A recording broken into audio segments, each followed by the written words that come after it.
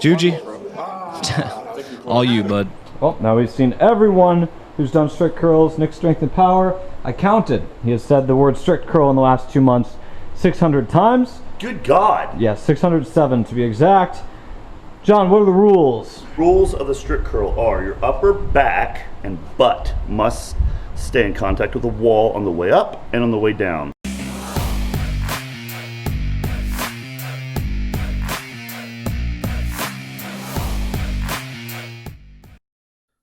All right, what's going on, you guys? Nick here with Nick Strength and Power. I've got a couple of interesting stories for you guys today. The first story, I can't just ignore the Jujimufu strict curl video that he posted today on his YouTube channel. They gave me a nice little shout out in that video, so I appreciated that. So Juji and Tom both attempt a 1 rep max on the strict curl, and it kind of shows you how hard the strict curl really is. Juji goes from 156, which he got pretty easily, and then he jumps to 181. And he attempts that 2, 3, 4 times, and he fails every time he attempts the 181. Then he goes back down from 181 to 161, I believe, and 161 he gets, but he really grinds it out. So his 1 rep max on the strict curl in that video is 161 pounds. And honestly, I think a really large part of it, one of the factors that makes it so hard is really just once you've practiced it a lot and really get used to that movement. Because typically, you're not used to curling in that strict of a setup. You're not used to curling with your shoulders and butt up against the wall. It's just not kind of the normal form that you would take for a curl. But once you've practiced it and done it a few times, it gets a lot easier once you can kind of really get a feel for the movement. Right now, I'm getting about 165 on my strict curls. Granted, I weigh almost 200 pounds right now, and my best strict curl ever was 165 at 165 body weight. But it's been probably 4 or 5 years since I trained for it, so I'm trying to get back into the swing of things, and hopefully I want to get a 175-pound strict curl this year, but we'll see what happens. So shout out to Juji and Tom. I appreciated the shout out in the video. Always appreciate a good strict curl video. It's a good way to start out a Nick Strength and Power video with a nice curl story. And speaking of strict curl stories, I've got to go straight into the second story here, another curl story. If I get tagged in this post one more time, I think my head's going to explode. Athlean-X Jeff Cavalier posted a strict curl video, something I've never seen Jeff do, actually. Of all the different exercises that he's broken down on his channel, the strict curl is something I've never seen from him. But on his Instagram, he posted a video doing some strict curls. Not for a 1 rep max, mind you, but he's got his back up against the wall and he's curling about 105 pounds for basically a full working set. A lot of people were tagging me in this, obviously, because now my channel is becoming known for these strict curl stories, and also because Jeff Cavalier recently had that fake weights controversy, so people were asking me whether or not I thought the weights were real in this strict curl video, and I actually do. It actually looks like he is straining the appropriate amount against that weight, and the fact that he's got CT Fletcher there in the second picture in the video series as a witness to the strict curl. I find it very hard to believe that he would attempt to fake the lift that CT Fletcher is most famous for right in front of CT Fletcher's face. So I'm going to give Jeff the benefit of the doubt on this one. I think the weights are real. I think the form was really good on these strict curls. I would like to see him actually do a 1 rep max attempt to see where he's at. I think he weighs about 170-something pounds body weight. So as many reps as he did with this 105 was actually pretty impressive, and he might have a pretty decent 1 rep max for a guy his size. Now, next up in the news, let's transition over to a bodybuilding story here. Dexter Jackson, the first physique update, well, one of the first that I've seen anyway. He posted a pretty good physique update on his Instagram at about 11 weeks out now from the 2020 Mr. Olympia, looking extremely impressive. At 50 years old, Dexter Jackson really is showing no sign of slowing down as one of the 4 Olympia names that will be in this lineup: Phil Heath, Flex Lewis, Brandon Curry, and Dexter Jackson, the 4th Mr. Olympia he won in 2008. And this will supposedly be his retirement show, and it looks like he's going to be going out with a bang here. In this particular picture, he looks very full, very round. He looks very big for Dexter, to be honest with you guys. But he also looks very vascular, and he looks like he's in very good shape. And I think I think a lot of people are going to be surprised by Dexter this year with how big of a potential threat he could be. He's called the Blade for a reason. He has that tendency to come in with crazy conditioning and catch other guys who don't come in with that conditioning. And for that reason, I think he should not be counted out of the 2020 Mr. Olympia top guys. Now, next up in the news, Rafael Brandao extremely confident with how his physique is looking as he prepares for the Europa Spain show. He's been posting physique updates almost every single day the past couple of weeks, really, now that we're 2 weeks away from Spain. And he just posted basically a full posing video on Instagram Reels, which, by the way, am I the only one that extremely dislikes this whole Reels thing? I never liked TikTok, and I'm just not a fan of people trying way too hard on Reels. But for the purpose of physique updates and posing videos, Reels seems to work pretty well. So he hits kind of his trademark most muscular, one of the shots that he's best at, and then he hits some side shots, which is something we typically don't see from Rafael. But I think he's looking very impressive, and I think, honestly, he's going to be a really hard guy to beat at this Europa show. But let me know what you guys think in the comment section below.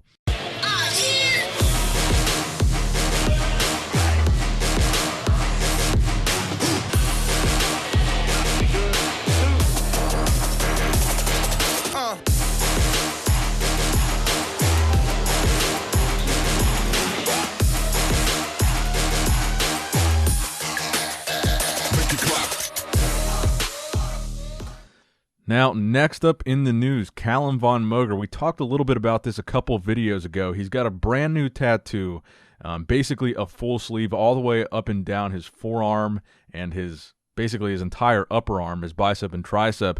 And it has generated quite a bit of controversy. It's very polarizing. A lot of people hate it, and a lot of people like it. So let me know what you guys think in the comment section below. Do you love it? Do you hate it? And what do you think about tattoos and bodybuilding in general? Personally, I don't mind a tattoo. I've got tattoos myself, but from a bodybuilding standpoint, it certainly doesn't help you. A lot of bodybuilders actually have to have a special kind of pro-tan to cover up their tattoos, and especially when you have a tattoo that covers up, like I say, multiple muscle groups, covers up your entire shoulder, your entire bicep, your entire tricep, your forearm. That's where I think it can start to be a problem and actually affect your placings on stage. Personally, I don't really care, though. I mean, I think tattoos are fine. Like I said, I've got tattoos, but if you're going to be a pro bodybuilder, I don't think it's the best route to go. But then look at Lee Priest. Back in 2013, Lee Priest made a comeback to the NABBA Mr. Universe, and he won the whole show, and he was covered from head to toe in tattoos. But then again, when you're as good as Lee, maybe it doesn't really matter at that point. But let me know what you guys think in the comment section below. Do you love Calum's tattoo? Do you hate it? And do you think it's going to help or hurt his bodybuilding career? Let me know in the comment section below right now. Now, next up in the news, let's talk about George the Bull Peterson. George, he posted this physique update heading into his 212 debut at 11 weeks out from the 2020 Mr. Olympia. And I got to say, George is looking incredibly impressive. I've said this for a while. As he competed in classic physique, I thought he had more of a bodybuilder-esque physique that would be better suited in 212. Obviously, he won his 212 debut at the Tampa Pro, catapulting him straight into the Olympia qualification for the 212 Olympia. And honestly, I think he's looking insane. I mean, this physique update 11 weeks out, he says the details are coming in. Stay tuned. Me and my coach, A Strong Spirit, working nonstop. Let's get it. And you can just see kind of the vascularity, the shape that he's in. And in this one, he actually doesn't show his back. He just does a most muscular. But his back, he's got one of the more impressive backs for classic for sure. And I think also in the 212 category, his back is one of his strongest body parts, but he's showing here that he's very impressive from the front as well. And from a conditioning standpoint, I think he's not going to be disappointing anybody on that Olympia stage.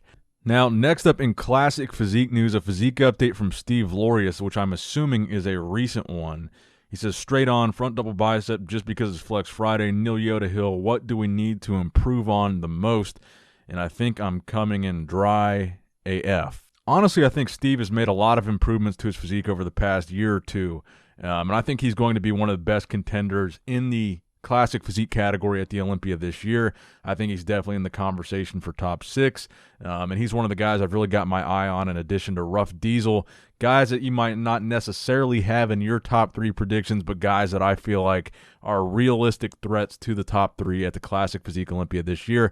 And speaking of classic physique, your 2019 Classic Physique Mr. Olympia champ, Chris Bumstead, with a physique update, kind of a sneak peek of how he's looking at 11 weeks out now from the Olympia.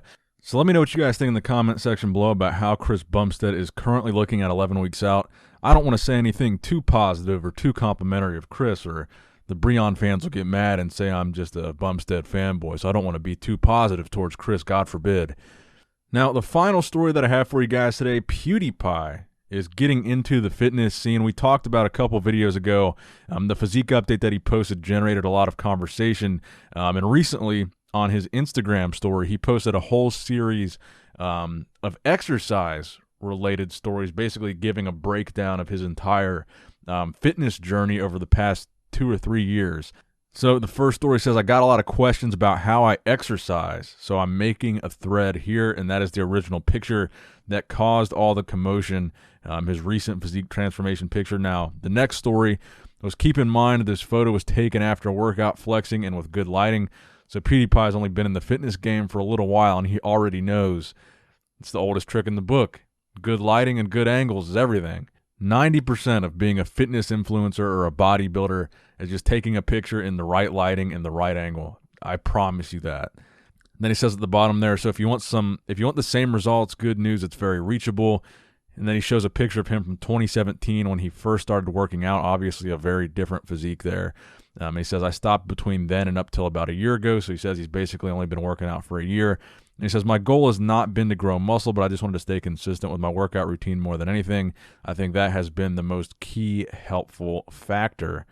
And then the next story, I'm also relatively new to the muscle meme, still got a lot to go and a lot to learn, but here's some tips that worked for me.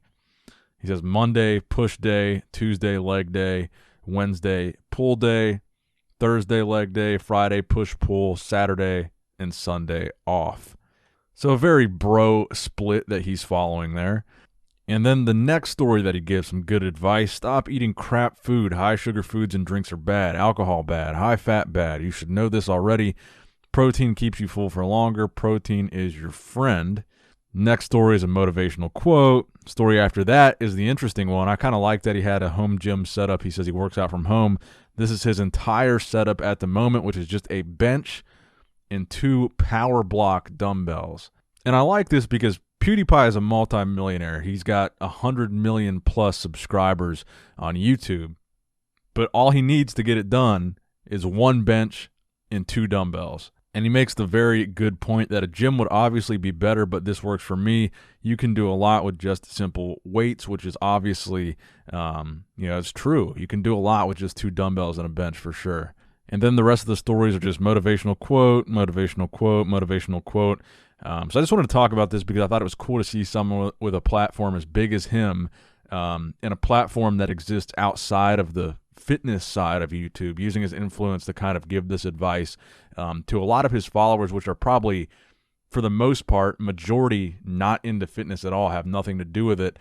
And I thought it was cool that he kind of made that commitment to trying to help his followers out. So shout out to PewDiePie. That's going to wrap it up for the video today, guys. I hope you did, in fact, enjoy it. Please give it a thumbs up if you did enjoy it. Please subscribe to this channel if you have not subscribed yet already. As always, I love you guys. I appreciate you guys. Nick Strength and Power, signing out.